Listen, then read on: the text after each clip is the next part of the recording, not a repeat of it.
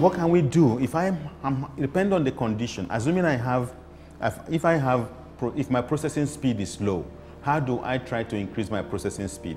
I would try to increase my processing speed by, I do exercises that try to get me to count 1 to 100, maybe as fast as I can, maybe 1 to 20 within 3 seconds. So those exercises I would try to do, counting 1 to 100, 1 to 1,000 in 5 minutes. So you set a target for yourself and you start going through that. That's to work on the processing speed.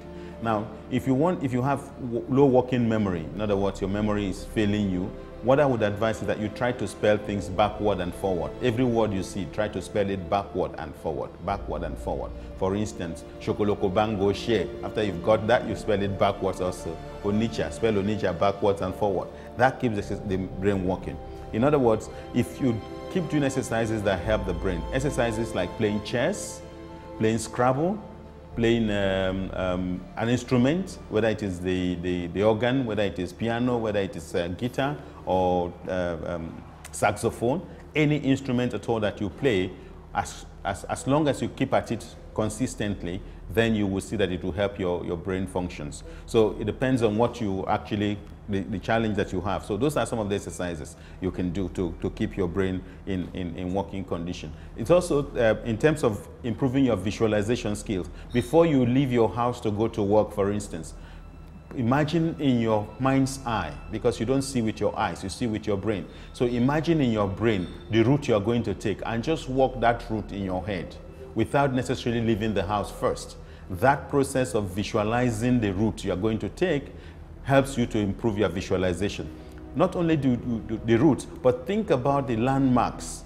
For instance, if I'm going from here to the next street, I would remember that there is a street on my right and there is a school on my right, and there are 2 schools before I get to the junction, to the end of the road. So imagine those, visualize that process and visualize the points that you would notice. You will notice the key significant points on that journey. So that will help you to keep your brain working. For most people, they say, oh, I don't like reading. If I'm reading, I fall asleep, or I get bored and I fall asleep. That's because you're not reading material that is exciting to you. If a material is exciting and it has significant incidents in the material, then you will remember it. So start with reading particularly novels and books that have incidents that you can remember or you can relate to.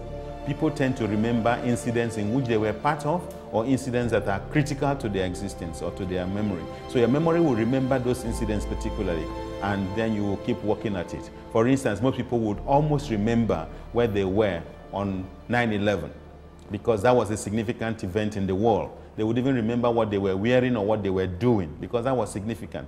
But if you ask them to remember, okay, where were you on the 8th of 8/11/2001, they will not remember, because there's nothing significant about that. So those are the kinds of things that you need to do to improve your memory, to improve your visualization skills.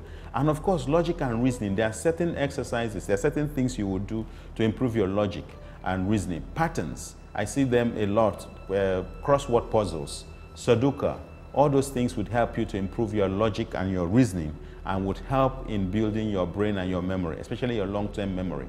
And then try to recall. People should learn to read things and then recall and tell stories. That's the same method they use in trying to teach children. Tell a story, read a story, and try to get someone interested, especially for people who are married. When you're reading something interesting, try to tell the story to your spouse, and then get your spouse to read something and try to tell you the story. As you're trying to remember the details of the story, what you're actually doing is exercising your brain. As we say, most people will say, don't want to read, or if you want to hide anything from an African or a black man, hide it in a book. That's because they say people don't read. But my father taught me that reading makes a man, writing a complete man. So if you want to write, if you're right-handed, learn to write with your left. If you're left-handed, learn to write with your right. Thank you very much.